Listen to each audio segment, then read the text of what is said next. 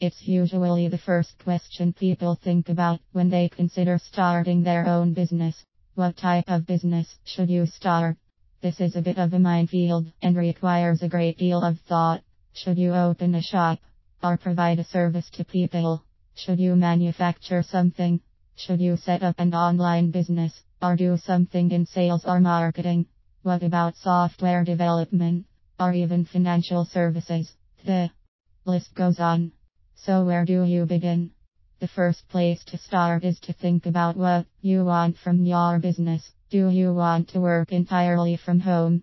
If so, maybe think about setting up an online business. Do you have a particular skill and passion you would like to work around?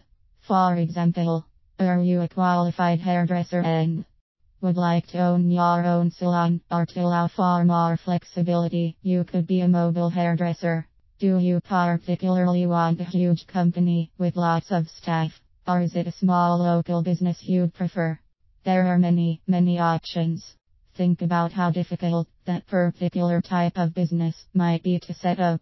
Think about the costs involved in setting up and how you could fund it. Would you need to acquire investment? There are people who will say do what you know when it comes to choosing a particular type of business. I disagree with this completely. I knew nothing at all about starting an online business when I decided to first start one. I knew nothing about building a service business when I first started Spick and Span. In fact, I didn't know a fat lot about cleaning either.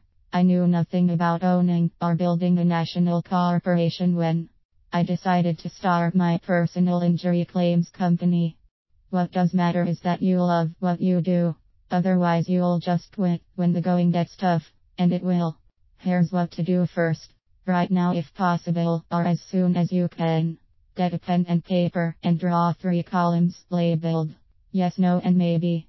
Simply put different types of businesses into each column, depending on whether it is something you think you'd like to do, wouldn't like to do, or you're not sure. Try and get as many different options into these lists as possible.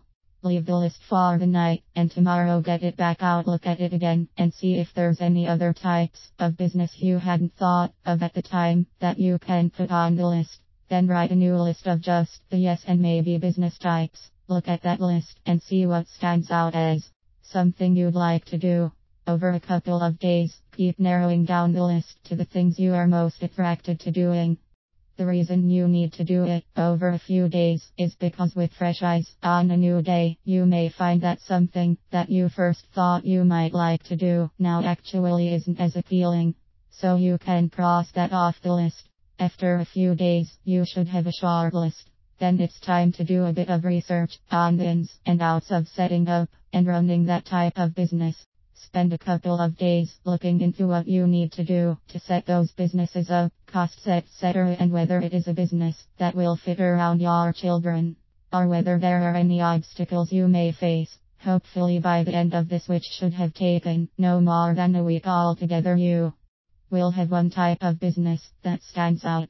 If you are like me and have a million different business types, niches or ideas you want to start, then just pick the one that is the most realistic and obtainable at this point, based on your situation, abilities, skills and passions. If you are still really stuck, head over to ambitiousmother.com and check out my article, 10 Business Ideas, just in case you are stuck.